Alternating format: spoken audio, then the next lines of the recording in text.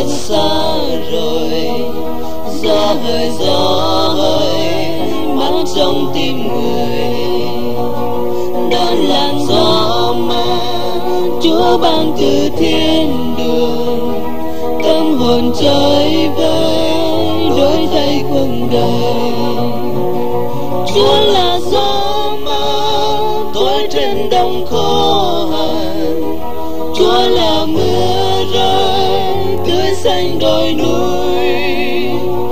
Chúa là xuân sang nắng xuân đẹp huy hoàng, chiếu rọi muôn nơi nắng xuân đẹp mới. Hỡi người lữ khách bước chân về phương nào, mong chờ nơi đâu yên tâm hồn. Chúa là ánh sáng chiếu hy vọng cho người, nơi Ngài đi qua có bao ơn lành. Chính Ngài đã đến xóa tan bao vết thù, ban tình yêu thương cất xa cay đắng. Chính Ngài đã đến đổi thay bao tâm lòng, muôn lời tôn vinh Giêsu là Chúa.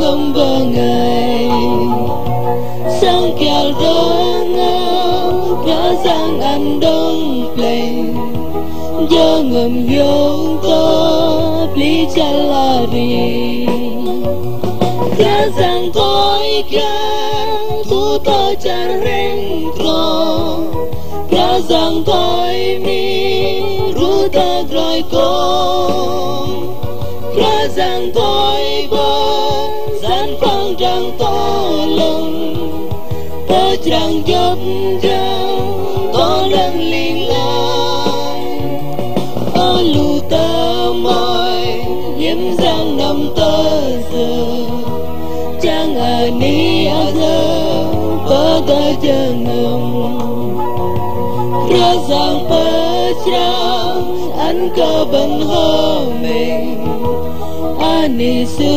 nông để lỡ dùm lưng sư lôi chút bó lại đi tôm rơ gà anh tờ trong mềm huấn lê ở lại sư chuột tốt ly lỡ cho ngầm bơ ngày chấp chàng hứa Giêsu dòng tim.